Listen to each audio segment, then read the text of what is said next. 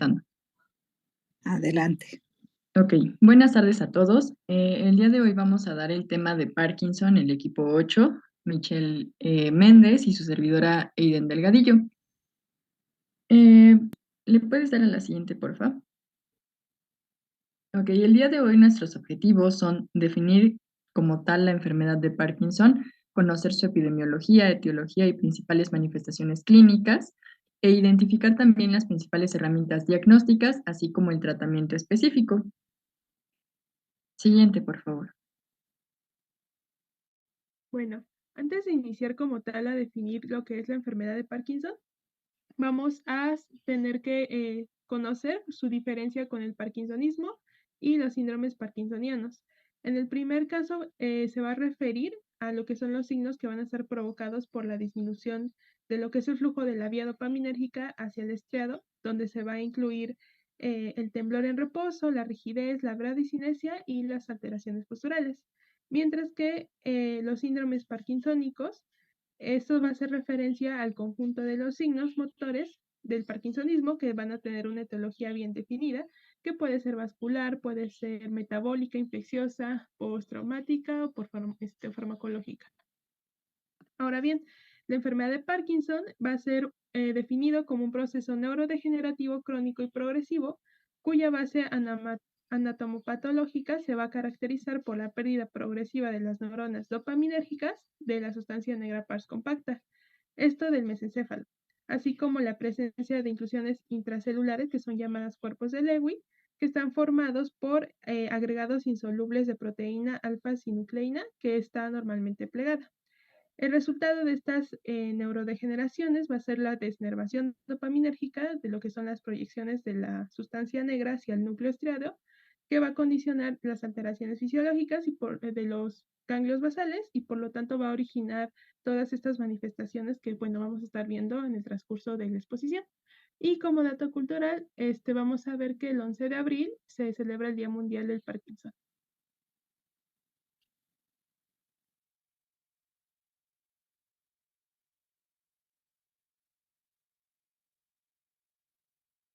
Ok, bueno, pasando a la epidemiología, no tenemos tal cual como cifras exactas de los pacientes que tienen Parkinson en nuestro país. Sin embargo, se habla de que hay aproximadamente 50 casos nuevos por cada 100.000 habitantes cada año. Esto lo estima el Instituto Nacional de Neurología y Neurocirugía. Y esta patología suele tener un comienzo entre los 50 a 65 años, es la edad en la que más suele presentarse y no va a hacer mayor caso a algún tipo de raza, etnia, lo que sea, nada de eso. Puede presentarse tanto en hombres como en mujeres, en cualquier raza. Y también va a ocupar el tercer lugar en frecuencia dentro de las enfermedades neurológicas. Algo importante a mencionar aquí también es que el 90% de los casos no tiene como eh, una etiología genética, solamente el 10% de estos. Entonces, justamente es lo que vamos a ver ahorita para ver cómo podemos explicar bien esta enfermedad. Respecto a la etiología, como mencionaba mi compañera, esta no está bien definida, no es clara. En la mayoría de los casos van a ser esporádicos, siendo el envejecimiento el principal factor de riesgo. Sin embargo, sí se cree que va a haber una dependencia de forma general con respecto a la combinación de factores tanto genéticos como ambientales para su aparición. En lo que son los factores genéticos, vamos a encontrar genes que van a llegar a tener tanto un patrón autosómico dominante como recesivo, que pueden provocar la enfermedad de Parkinson clásica. Un ejemplo de esto es la agregación anómala de las proteínas alfa-sinucleína por mutaciones en el gen del mismo nombre o como resultado de una producción excesiva de la proteína normal, esto debido a duplicaciones duplicaciones o triplicaciones del gen, que se va a asociar pues a los fenotipos, a diversos fenotipos de la enfermedad. Otras alteraciones que son genéticas y que se asocian a la enfermedad ahora de inicio tardío van a incluir la LRRK2, que es actualmente la causa más frecuente de la enfermedad de Parkinson, y esta es de herencia autosómica dominante. En el caso del parkinsonismo de inicio precoz, este suele ser autosómico recesivo y se va a asociar con la parquina, la DJ1 y PINK1.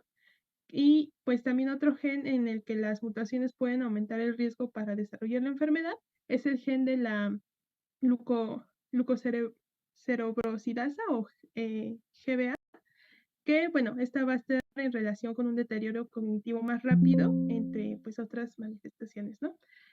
Un dato importante que destacar que encontré en varios artículos es que los pacientes con enfermedad de Parkinson de inicio anterior a los 45 años, aquí la mutación más común va a ser el gen de la parquina, pues se va a presentar en el 50% de los casos familiares y en el 15% de los esporádicos.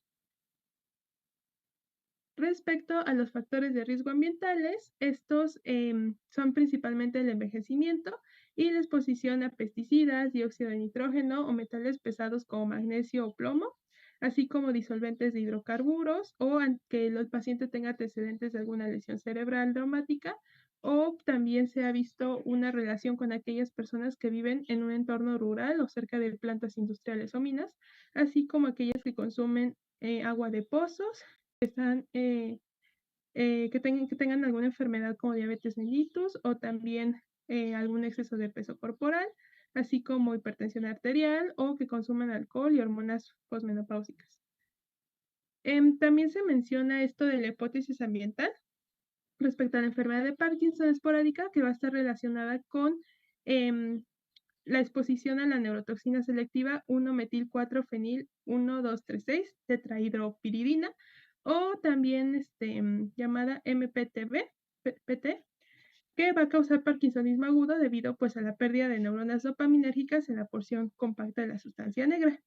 Se menciona que la MPTP se oxida hasta las toxinas activas, que es MPP, y pues este es un inhibidor selectivo del complejo de la cadena de transporte electrónico mitocondrial. Esta observación, junto con lo que es la importancia de la dopamina, se va a ver implicada entonces con lo que es el estrés oxidativo en la patogenia de la enfermedad de Parkinson, que bueno, ahorita mi compañera les va a explicar más detalles aparte. Y pues también se van a ver otros factores, tanto mitocondriales como la alteración de la agregación de proteínas o de la muerte celular apoptósica, que va a estar relacionada con la patogenia. También hay un tema un poco controversial que es respecto a los factores protectores, en los que se va a incluir el consumo de tabaco, así como la ingesta de cafeína en el café, en el té, la ingesta de vitamina E o la actividad intensa, entre otros pues, factores que son considerados protectores, aunque en realidad pues no se tiene como que una explicación exacta o que nos aclare por qué estos son considerados con factores protectores. Ok, entonces vamos a pasar a la fisiopatología.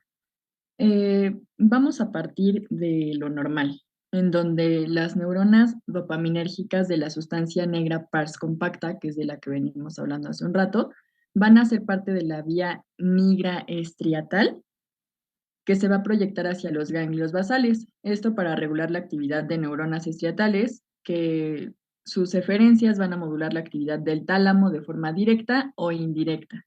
Entonces, precisamente por esto vamos a tener una vía indirecta y una vía directa. Esta figura número 1 es la de la vía indirecta. Entonces, esta vía normalmente, cuando no hay una enfermedad de Parkinson, va a estar inhibida por la liberación de dopamina en los receptores D2 de las neuronas estriatales, que se encuentran en el núcleo caudado y el putamen. Cuando nosotros tenemos una enfermedad de Parkinson, se va a perder esta inhibición porque existe una deficiencia de dopamina. Entonces, esto a su vez hace que también se desinhiban las neuronas estriatales. Vaya, es una cadena de desinhibición, inhibición, desinhibición, inhibición. Entonces, se desinhiben estas neuronas estriatales que van a inhibir el globo pálido externo. Creo que no ven mi cursor, pero Mitch, ¿puedes ir señalando los cuadritos en los que dice globo pálido externo? El de abajo. Ese. Ok. Entonces, este núcleo, este globo pálido externo normalmente va a inhibir el núcleo subtalámico, que es el que está arribita, que también da como resultado la desinhibición de este mismo. Y el núcleo subtalámico va a enviar proyecciones glutamatérgicas hacia la sustancia negra pars reticulata y al globo pálido interno, que es el que está más arriba. Entonces, en este punto va a inhibir los núcleos talámicos que van a proyectar hacia la corteza cerebral, que vaya, a últimas va a resultar en una disminución de la actividad locomotora y la consiguiente bradicinesia, que eso lo vamos a ver ahorita en el cuadro clínico. Entonces, ¿le puedes dar a la siguiente, por favor? Ya vimos la vía indirecta, entonces ahora vamos a ver la vía directa, que es la otra que tenemos. Es un poquito más corta. Y entonces, la vía directa de manera normal es excitada por la liberación de dopamina sobre los receptores de uno de las células, perdón, de las neuronas estriatales. Entonces, como vamos a tener una deficiencia de dopamina en la enfermedad de Parkinson, se va a inhibir la acción de las neuronas estriatales, que a su vez van a inhibir también al globo pálido interno y a la sustancia negra pars reticulata, que obviamente a su vez van a inhibir el tálamo y esto va a quedar para enviar, perdón, el tálamo queda libre para enviar impulsos excitatorios a la corteza motora y generan así la actividad motora en forma de temblor, que eso también es uno de las características que vamos a encontrar en este tipo de pacientes. En estas dos vías, igual y se hace un poquito más complicado ver cuál inhibe y cuál desinhibe, entonces, ¿le puedes dar a la siguiente, por favor? Entonces, para hacerlo un poquito más sencillo, más claro, va a haber una destrucción de las neuronas dopaminérgicas de la sustancia negra de los núcleos de la base. O sea, lo que nos va a importar aquí es la sustancia negra. Se va a agotar la reserva de dopamina, que justamente de esto parte el resto de inhibiciones y desinhibiciones que existen en la enfermedad de Parkinson. Va a existir una degeneración de las vías dopaminérgicas nigroestriatales, que es la vía directa y la indirecta que ya revisamos. Existe un desequilibrio de los neurotransmisores excitadores e inhibidores en el cuerpo estriado. Los excitadores son la acetilcolina y el inhibidor es la dopamina. Y también existe una alteración de las vías extrapiramidales que controlan los movimientos corporales complejos. Todo esto en conjunto nos va a llevar a lo más característico de esta enfermedad, que son los temblores, la rigidez, la bradicinesia y las alteraciones de la postura. Siguiente, por favor. Bueno, vamos entonces a hablar de todo esto que es el cuadro clínico, que bueno, ya lo hemos estado mencionando bastante, los cuatro principales signos motores. Sin embargo, pues es importante que los veamos un poco más a detalle. Entonces, hay que recordar que estos signos van a ser progresivos y van a aparecer gradualmente durante un periodo que puede durar de años, incluso décadas, por lo que en las primeras fases de la enfermedad los signos y los síntomas pueden ser leves y muy poco específicos. Y con el paso del tiempo, pues se van a hacer más notorios. Otra cosa que hay que tomar en cuenta de ellos es que van a iniciar de forma unilateral y con el pasar del tiempo y en estadios ya mucho más tardíos, se van a localizar contralateralmente. Sin embargo, van a permanecer asimétricos. El primero de ellos es el temblor. Este puede afectar las manos, las piernas, los labios, la mandíbula y también la lengua. Tiene una frecuencia de 4 a 6 ciclos por segundo y habitualmente tiene un carácter llamado contador de monedas, que ahorita les voy a poner el video para que lo puedan ver. Y bueno, se va a presentar cuando afecta la mano. Es descrito como intermitente en las primeras etapas. Vamos a ver que el temblor suele disminuir cuando se mueven las extremidades y por lo tanto va a adoptar una nueva posición, aunque puede reaparecer una vez que después de un periodo corto de tiempo en la que esta persona mantiene esta nueva posición, va a reaparecer.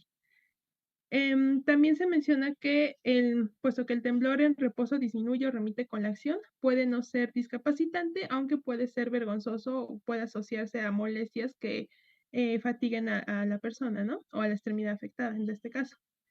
También debe estar presente va a estar presente de forma característica en las extremidades superiores al caminar y se puede exacerbar por la ansiedad, por la excitación emocional o por situaciones estresantes. También se menciona que es habitual un temblor postural y cinético de frecuencia superior y en pacientes con diversas causas de parkinsonismo y especialmente los más jóvenes, estos tienen un temblor con mayor frecuencia. Y pues bueno, ahorita les voy a poner el video para que puedan observarlo. Pues más o menos, no me acuerdo muy bien, como 65. Como 65 años. Sí. Eso es, muy bien. Levante sus manos, póngalas enfrente. Enfrente, enfrente, enfrente. Eso, muy bien. Muy bien. Ahora bájelas, por favor. Póngalas como estaban anteriormente. Acomódelas. Ahí. Eso es. ¿Dónde vive usted? Santiago Mexitlán. Bueno, ese Santiago es Mixitlán. que les mencionaba sobre temblor, no, el conteo de monedas. Pues más o menos, no me acuerdo. Ahora, el siguiente manifestación motor cardinal es la rigidez. Este se va a llegar a observar en el 70-90% de las personas con enfermedad de Parkinson, aunque habitualmente pues no es discapacitante. Va a ser definida como un aumento en la forma un aumento en el tono muscular que se aprecia mejor en los movimientos pasivos lentos y se habla de dos tipos de rigidez. La rigidez en rueda dentada, que es, digamos, un patrón de resistencia y relajación con los movimientos pasivos, y la rigidez en tubo de plomo, que es una resistencia tónica suave al movimiento pasivo. También podríamos llegar a observar cómo esta rigidez puede llegar a afectar la cara y va a generar una característica facie de máscara. Y por último, durante la exploración física, se menciona que la rigidez se va a activar o se va a acentuar en la exploración cuando le solicitamos al paciente que mueva la extremidad contraria a la que se está examinando, como ahorita lo vamos a observar en el video. La rigidez es otro signo característico en la enfermedad de Parkinson y se define como una resistencia al movimiento no velocidad dependiente. Primero sentimos el tono muscular y luego exploramos la movilidad pasiva. Si no notamos ninguna resistencia, podemos activar la resistencia pidiéndole que de manera voluntaria mueva la mano que no estamos evaluando. Volvemos a repetir el gesto ahora con la mano más afectada. Se puede apreciar que al solicitar el movimiento voluntario contralateral al lado que estamos evaluando, la resistencia se activa cuando intentamos movilizar la extremidad. Evaluamos la rigidez también en miembros inferiores. Podemos mover de manera pasiva el pie en el plano sagital o podemos hacer un movimiento de circunducción. Cuando pedimos a la paciente un gesto voluntario contralateral, vemos que la resistencia a la movilización pasiva del pie aumenta. Una vez más, volvemos a repetir el mismo gesto en el lado más afecto por los signos de la enfermedad.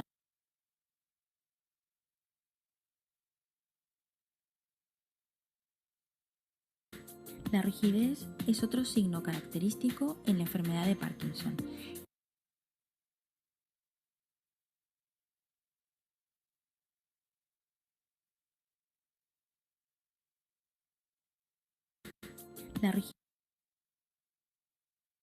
Bueno, continuando con las principales manifestaciones motoras, la siguiente es la inestabilidad postural. Aquí vamos a hablar del deterioro de los reflejos posturales que va a resultar pues de la sensación de desequilibrio y la tendencia a caer por parte del paciente. Y generalmente se va a observar en etapas ya avanzadas de la enfermedad. Entre las alteraciones posturales, la más característica es una postura encorvada y pues también el hecho de que se desequilibren mucho y tiendan a caerse, ¿no? Los pacientes pueden llegar a referir que son incapaces para ir de parar yendo hacia adelante, es decir, que hay una propulsión y una festinación, o hacia atrás, que sería entonces una retropulsión. También se menciona que la inestabilidad postural se va a valorar con varias pruebas, entre ellas está la prueba de tracción, en la que pues el examinador se va a situar detrás del paciente y va a tirar un poco de él por los hombros de manera súbita y obviamente pues se va a proteger en caso de que el paciente se caiga, ¿no? Como, bueno, también les coloqué un video donde se puede observar esta exploración. Inestabilidad postural, que evaluaremos a través de diferentes pruebas de equilibrio. La primera prueba que solicitamos es el cambio de sedente a bípedo desde una silla con los brazos cruzados sobre el torso. Consideramos que la paciente tiene alteración del equilibrio cuando no logra levantarse de la forma que le hemos indicado. También podemos hacer el test de Romberg. En esta prueba, el paciente mantiene la posición bípeda con los brazos a los lados del cuerpo, la mirada hacia el frente y los pies juntos. Es posible permitir una separación de la punta de los pies formando un ángulo de 45 grados. La prueba se puede realizar con los ojos abiertos y cerrados. Consideramos alteración del equilibrio cuando el paciente no es capaz de mantener la posición o si el paciente cae. Otro test posible de realizar es la prueba de desestabilización posterior. Aplicaremos una fuerza desestabilizadora con dirección posterior en los hombros de la paciente. El test es negativo si solo debe dar 1 o 2 pasos para volver a retomar el equilibrio. En cambio es positivo si en lugar de eso da varios pasos cortos hacia atrás sin posibilidad de controlar su cuerpo para no. Bueno, y ahí podemos ver la exploración de esta parte de las manifestaciones. Inestabilidad. La siguiente manifestación es la bradicinesia. Esta va a constar de diversas alteraciones del movimiento. Va a incluir la lentitud de estos, así como una amplitud reducida, fatiga y la interrupción del movimiento continuo. Muchos pacientes lo van a llegar a describir como una debilidad. Puede presentarse en el 80% de las personas que sufren de esta enfermedad y, como les decía, se va a presentar como la disminución de lo que es la destreza manual, principalmente en los dedos, que va a progresar de manera que va a generar la dificultad para que los pacientes sean capaces de cumplir tareas simples como atarse los zapatos o abotonarse la ropa o recoger objetos pequeños. También va a ser la responsable de la típica marcha, que también les puse un video, más adelante se las pongo, que se va a caracterizar por pasos cortos, con arrastrando los pies, y pues la pérdida de la coordinación de los movimientos a medida que el paciente avanza. Y de hecho, en etapas avanzadas pueden ocurrir también congelamiento de movimientos. También se menciona que la bradicinesia va a ser evidente en la inspección y se va a obtener explorando a través de movimientos rápidos y repetitivos, como vamos a observar ahorita en este video. La bradicinesia es evaluar ambos miembros por separado, comenzando preferentemente por el lado menos afecto. En el caso de la paciente del vídeo se corresponde al lado izquierdo. Primero pediremos un movimiento de la extremidad a velocidad confortable y amplitud espontánea, para luego solicitar el mismo gesto a velocidad rápida y con rango amplio. En este caso estamos evaluando el movimiento de rotación de la mano con pronosupinación. Como se aprecia en el vídeo, el movimiento con la mano derecha es más lento y menos amplio en comparación con la mano izquierda.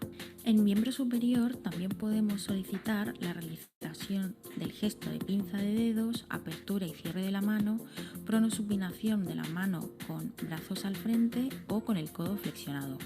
Evaluaremos la presencia de bradicinesia también en miembros inferiores. Solicitamos a la persona que realice una flexión plantar repetida. También podemos evaluar el movimiento de flexión de cadera sentada.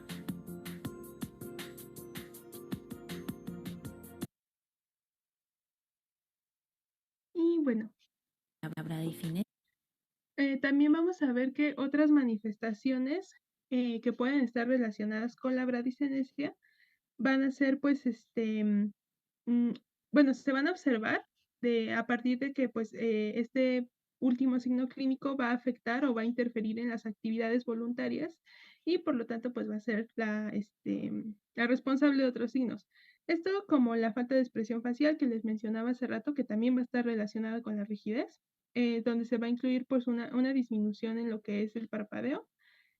También puede haber hipofonía o alteraciones de la deglución que van a provocar cialorrea, también micrografía y la disminución del brazo al caminar, los pasos cortos y pues esta marcha vacilante que es bastante característica de estos pacientes, que es la que vemos en este video.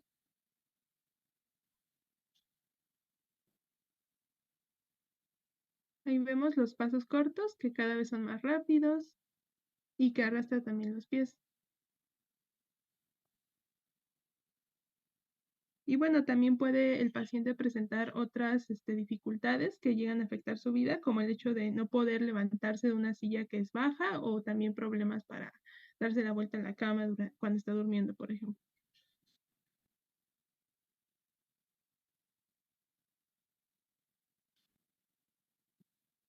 Así también como vamos a tener síntomas que no son motores, entre ellos se incluyen aquellos de disfunción autonómica, como la ortostasis, el estreñimiento, la diaforesis y dificultades urinarias, así como la disfunción sexual. También vamos a encontrar pacientes con alteraciones olfatorias como anosmia o con trastornos del estado del ánimo, donde se incluye la depresión y la ansiedad. También puede presentar dolor y alteraciones sensoriales o la disfunción cognitiva y la demencia, donde se va a incluir psicosis y alucinaciones, así como trastornos del sueño como el insomnio o la somnolencia diurna, entre otros. Y bueno, aquí también les puse una tabla donde se van a incluir pues muchos ejemplos respecto a este tipo de síntomas. También algo importante a destacar es que después de hacer la semiología en todo esto de la semiología de la clínica para el parkinsonismo, vamos a poder clasificar al paciente según la clasificación de Hoehn y Yahr, dependiendo de su severidad. Vemos que aquellos que son clasificados en el nivel 0 son aquellos que no tienen signos, pero puede haber un estadio 5 en donde ya se encuentran pacientes en silla de ruedas o encamados.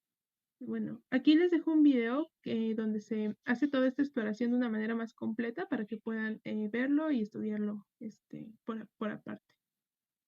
Y bueno, estos es los que les mencionaba.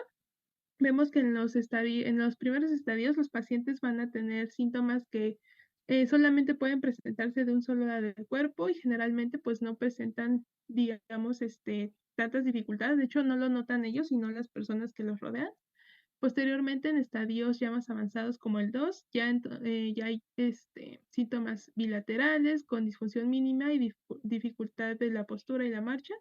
En el estadio 3 ya vemos que son personas con lentitud significativa de sus movimientos y una disfunción del equilibrio de la marcha.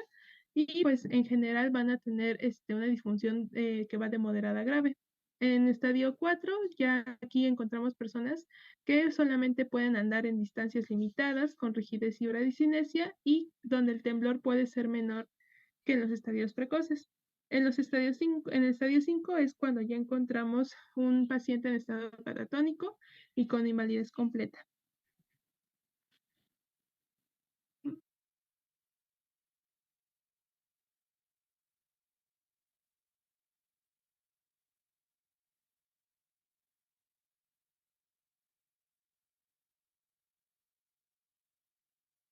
Una disculpa, creo que mi compañero está teniendo problemas.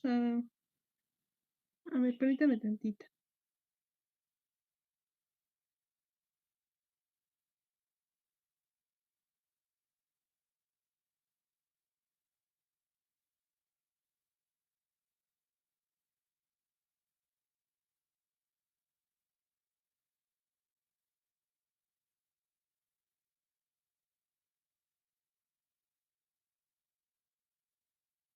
A ver, ya. Hola, ¿sí me escuchan todos? Sí, adelante. Ok, muchas gracias. Una disculpa, es que se trabó mi computadora y no puedo entrar ni siquiera en el teléfono. Ok, bueno, entonces vamos a la clasificación o tipos que podría tener la enfermedad de Parkinson. Y esta va a tener una clasificación basada en 4 ejes. M, que va a ser motor, N, no motor, C, cognición y D, de dependencia funcional. Entonces, cada uno de estos...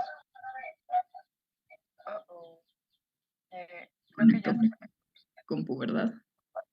Sí, ya. Se escucha en la compu.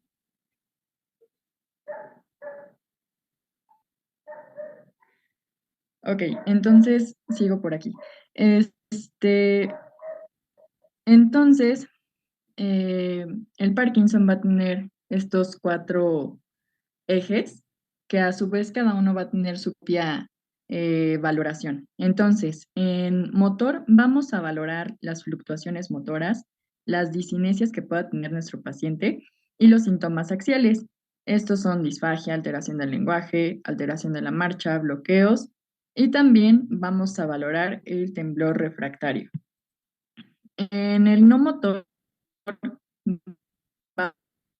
vamos a evaluar los síntomas neurógenos de control de impulsos, entre otros. También vamos a evaluar los síntomas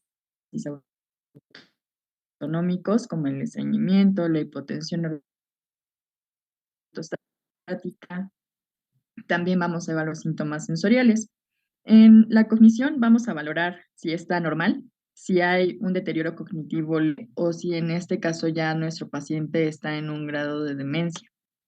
Tenemos también la dependencia funcional, que es el último, en el cual vamos a valorar la independencia para las actividades diarias, la dependencia para actividades instrumentales de la vida diaria y la dependencia para actividades básicas de la vida diaria. ¿Le puedes dar a la siguiente, por favor?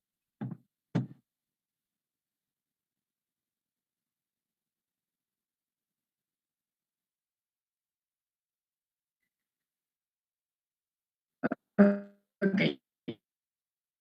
La enfermedad de Parkinson es en las diapositivas anteriores.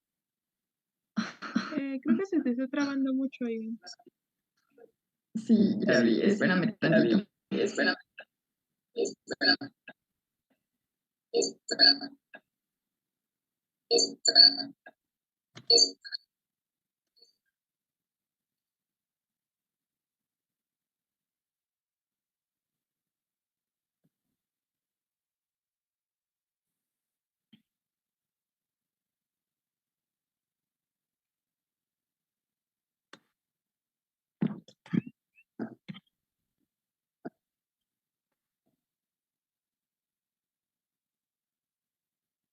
¿Así me pueden escuchar? ¿Sí me pueden escuchar? Sí, adelante. ¿Sí me pueden escuchar? ¿Sí me pueden escuchar? No te escuchamos. No sé si- Problemas con el audio, tu conexión.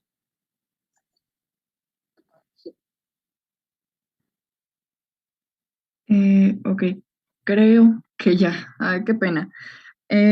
Bueno, siguiendo con la estadificación, me parece que en diapositivas anteriores ya habíamos visto la escala de Owen-Yar, pero en este caso vamos a tenerla modificada, en el cual igual vamos a tener hasta el estadio 5, pero vamos a tener un 1.5 y un 2.5, en el cual en el primero tenemos una afectación unilateral, en el 1.5 una afectación unilateral y axial, en el 2 afectación bilateral y axial sin alteración del equilibrio, y en el 2.5 afectación bilateral y axial leve con recuperación del pull test. En el estadio 3 vamos a encontrar una afectación bilateral y axial moderada, pero en este caso va a tener el paciente una inestabilidad postural en el pull test con aparición de trastornos de equilibrio y afectación de reflejos posturales, que ya los habíamos visto ahorita que nos los enseñó Michelle en el video. En el estadio 4 vamos a tener una afectación bilateral con inestabilidad postural importante. Nuestro paciente va a ser dependiente en la marcha y actividades de la vida diaria, que era lo que veíamos en la clasificación en la parte de dependencia funcional. Y en el estadio 5 vamos a tener un paciente que es totalmente dependiente en fase de encamamiento o que incluso ya tiene la necesidad de estar en una silla de ruedas porque no es capaz de hacer ninguna de estas actividades, mantenerse en pie, caminar, tener una buena postura por cuenta propia. Siguiente, por favor.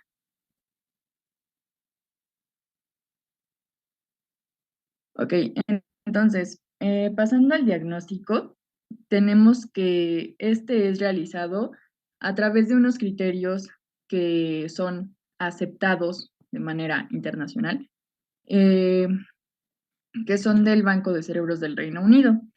Este, Este conjunto de criterios diagnósticos va a presentar una sensibilidad y especificidad del 98.6% y el 91.1% de manera respectiva. Entonces, pues sí es como muy importante. Entonces, para tener estos criterios vamos a considerar la rigidez, la bradicinesia, el temblor y la inestabilidad postural. Por otro lado, tenemos igual como en pasos, qué es lo que vamos a considerar para el diagnóstico de la enfermedad de Parkinson.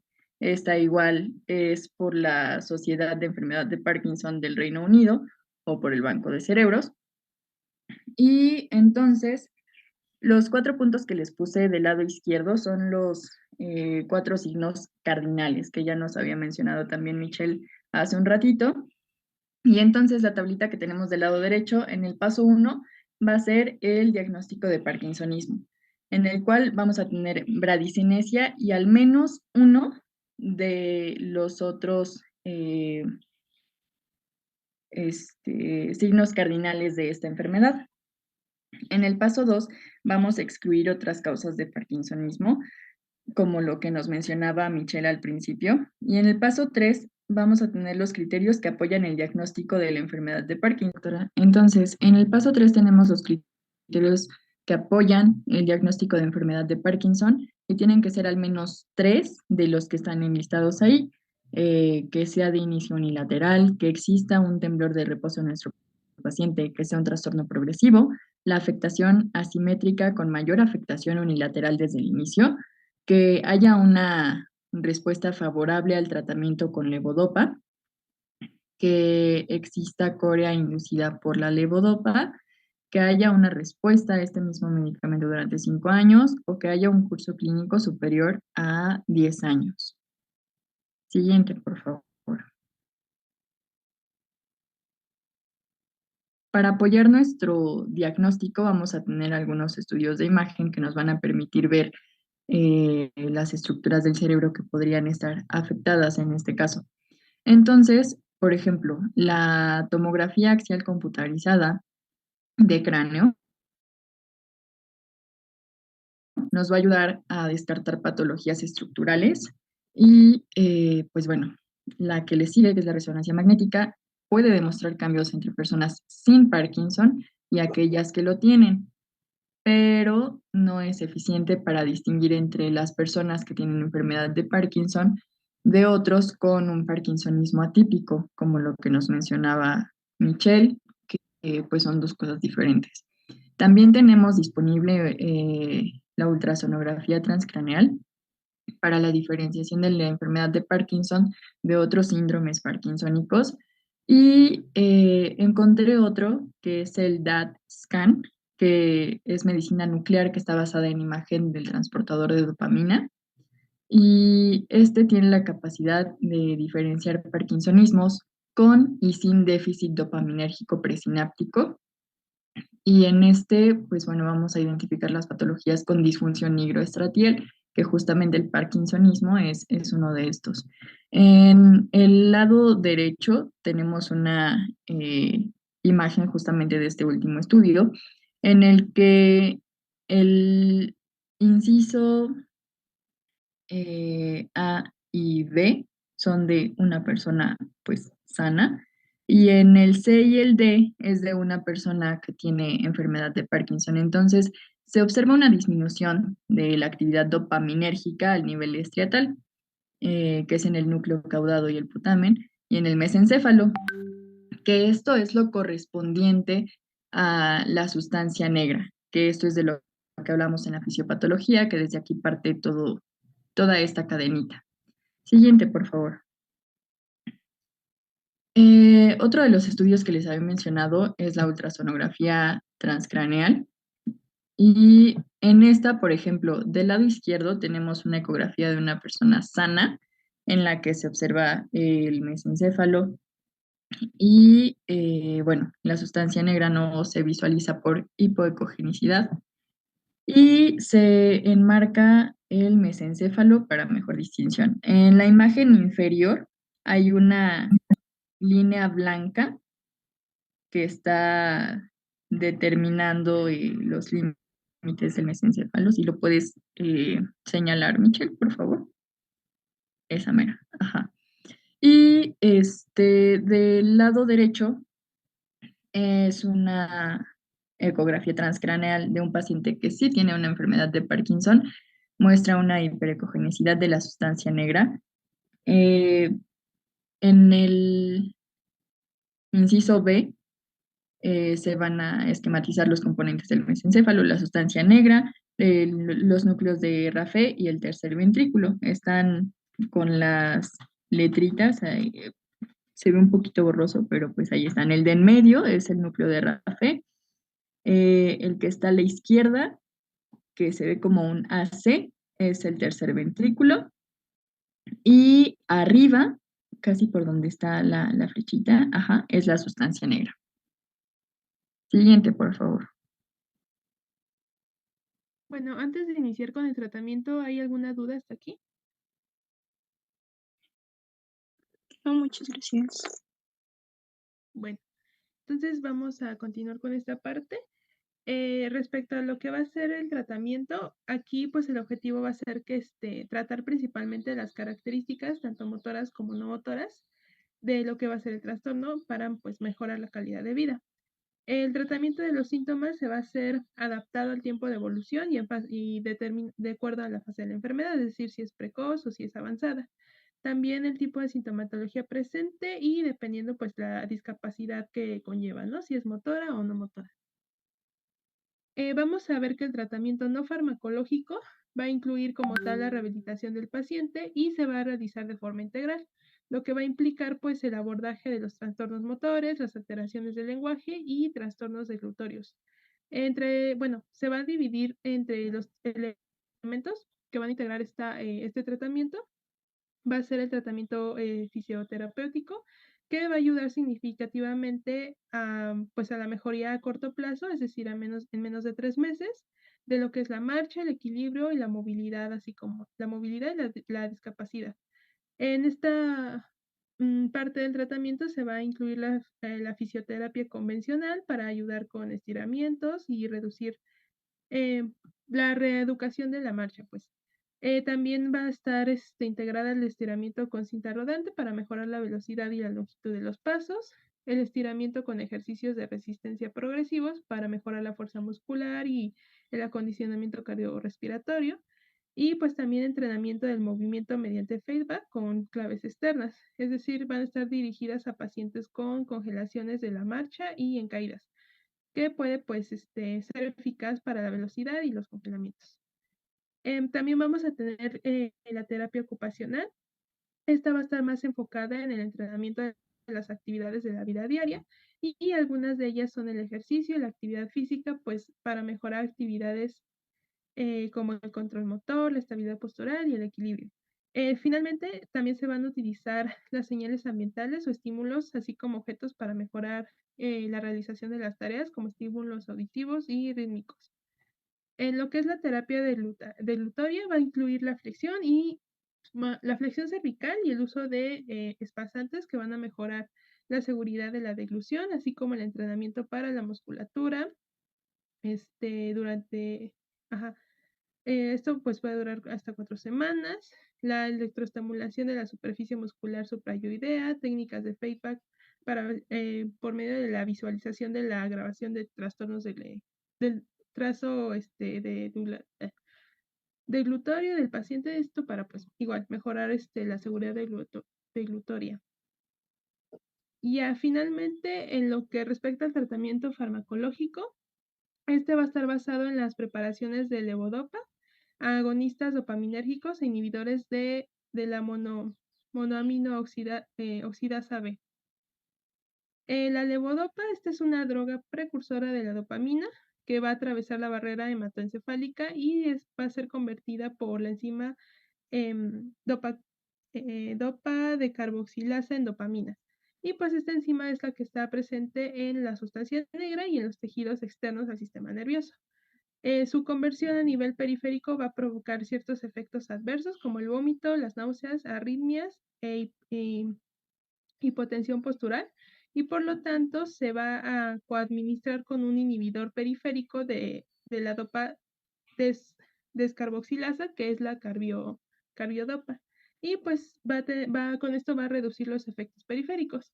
Y de ese modo, pues sus efectos beneficiosos son reducir el temblor y la bradicinesia. En cuanto a los agonistas dopaminérgicos, estos van a estimular los receptores postsinápticos dopaminérgicos en el estriado y con ello va a aumentar la actividad del sistema.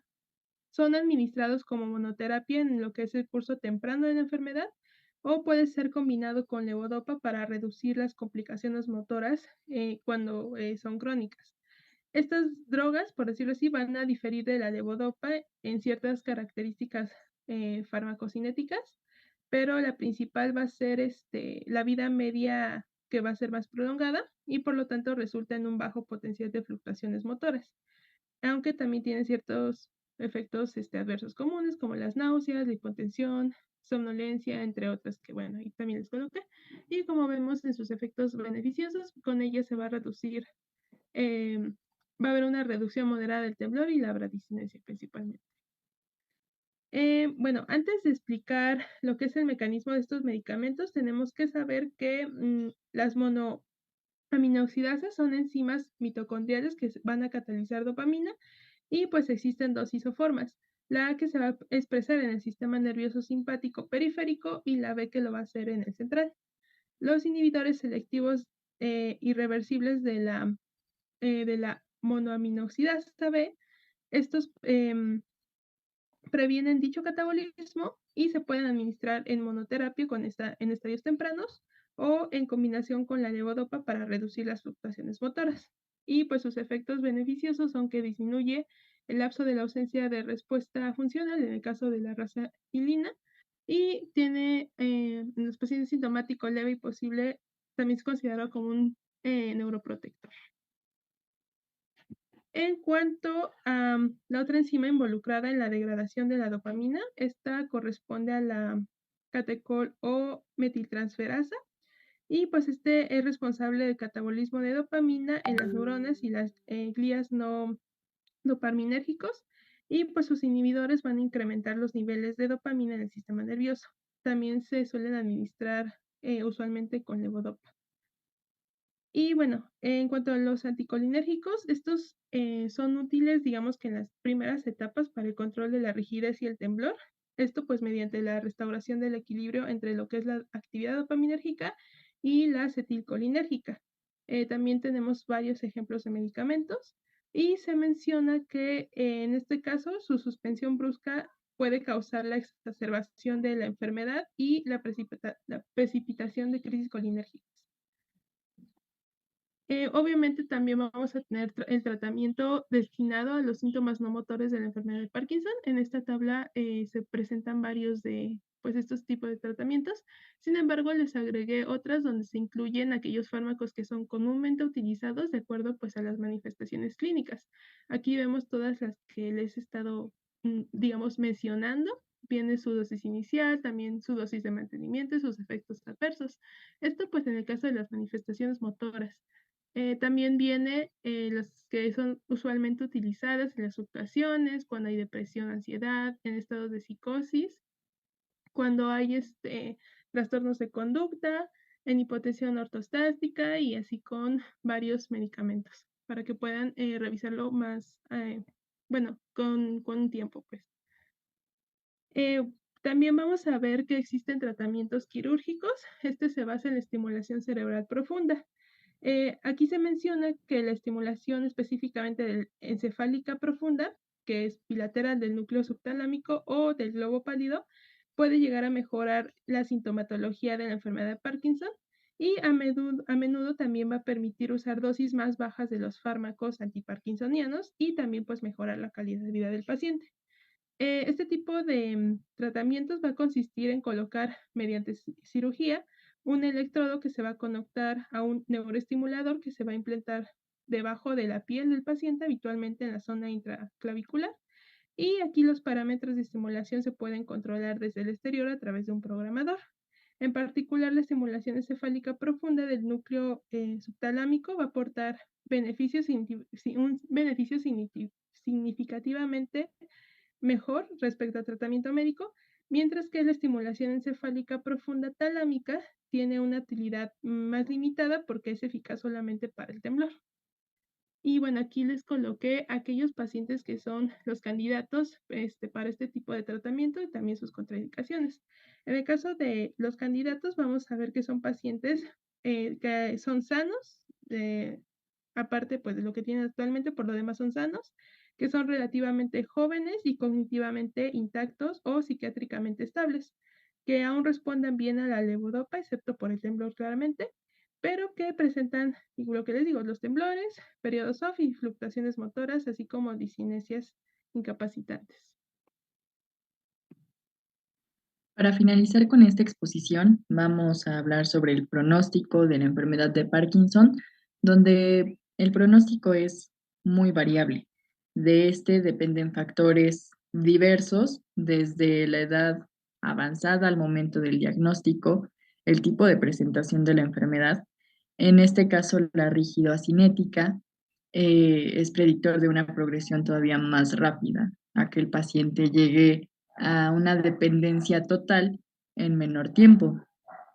La forma de inicio tremórico tiene un mejor pronóstico y el tratamiento que ya nos mencionaron puede mejorar de manera sustancial la enfermedad y alargar la supervivencia de los pacientes con enfermedad de Parkinson. Sin embargo, la mortalidad sigue siendo mayor que la de la población en general. Entonces, pues sí es importante que ante cualquiera de los síntomas cardinales que ya hemos mencionado, nosotros podamos diagnosticar de manera temprana esta enfermedad para evitar que avance a tal grado que nuestro paciente ya sea totalmente dependiente, poder darle un tratamiento adecuado y las terapias que amerite. ¿Hasta aquí tienen alguna duda? Me parece que quedó. Bien, muchas gracias. Todo bien, gracias. Ok, bueno, doctora, para nuestra actividad ¿Dudas? tenemos un Ajá. Kahoot, Ok, entonces ahorita se los pongo. de acuerdo. ¿Dudas, preguntas, comentarios? ¿Ninguno? Doctora, y por ejemplo, en estos casos, el ejercicio de como rehabilitación o qué tipo de ejercicio se recomienda más a este tipo de pacientes. Depende de la etapa. Lo más importante con el Parkinson es tratarlo de detectarlo de manera temprana para que el paciente no termine con una rigidez importante que le impida el movimiento. La otra es que tienen que estar siempre atentos porque Parkinson, igual que Alzheimer, se asocian a depresión y a depresión importante, lo cual puede llevar al paciente a un deterioro mayor. Entonces hay que tener mucho cuidado con estos pacientes. Fallecen cuando está la complicación, muchas veces tienen problemas a la deglución, desnutrición, infecciones repetitivas, neumonías, entonces es un problema con ellos y asociados pues a la demencia. Los pacientes se dan cuenta de su deterioro de manera importante. ¿Alguna otra pregunta o comentario?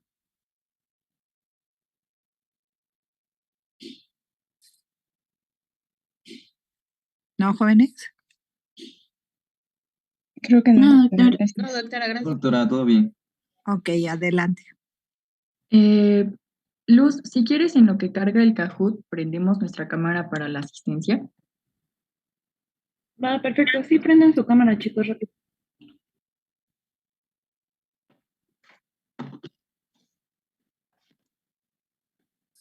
¿Vas a hacer captura de pantalla?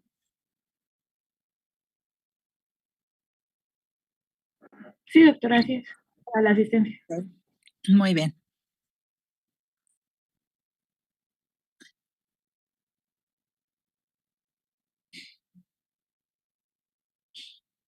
¿Listo?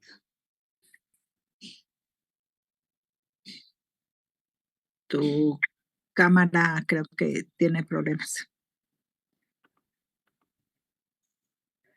Sí, de repente, no sé por qué se pone así loca. Ok, muy bien.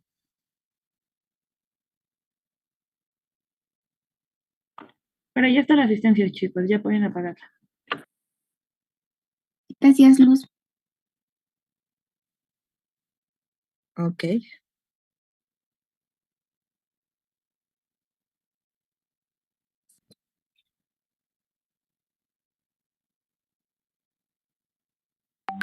Listo, ya se Mañana nos vemos igual a las 6, doctora, para ver esclerosis múltiple. ¿Mismo link? No, doctora, se lo enviamos. Ok, Uno nuevo. muy bien. De acuerdo.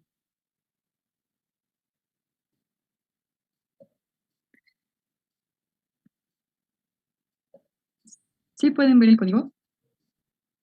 Sí, ya se ve. Ok, ¿Va a ser por gracias. equipos o individual? Pues se supone que es individual. No sé hasta cuántos acepten, no me apareció. Yo creo que sí es suficiente con los 24, 25 que están.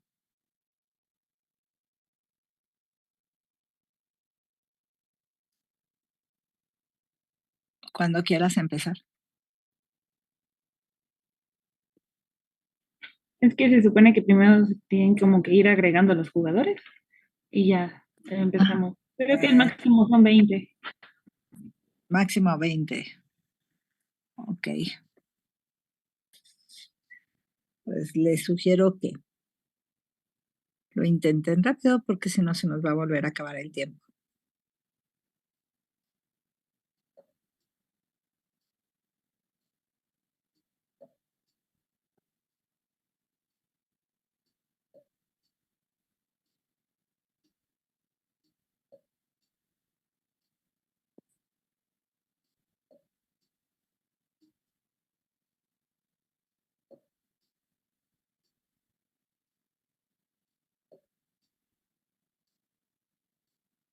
Ok, creo que ya no se unió nada más. Lo voy a empezar de una vez.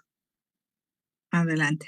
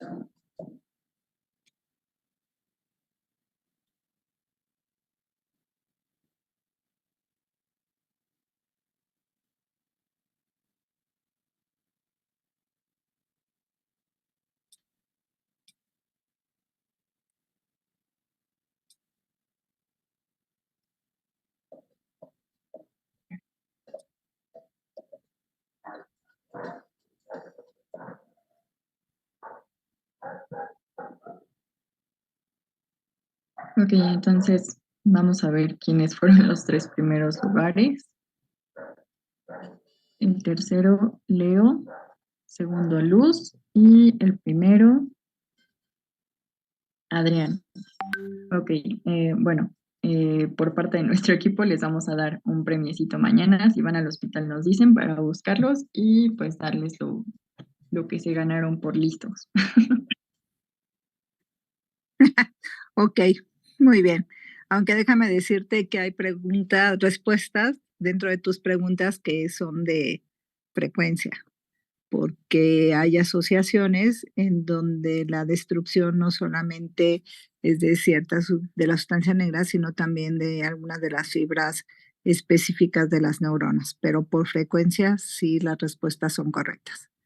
¿De Ok, acuerdo? muchas gracias. ¿De qué? Bueno, les pido de favor que me lleven mañana su hoja para calificarlas en la oficina de medicina interna. Si no estoy yo, háganme favor de dársela a mi asistente administrativo, que es Carlos. De acuerdo, doctora. Muchas gracias. ¿No? Cuídense, nos vemos mañana.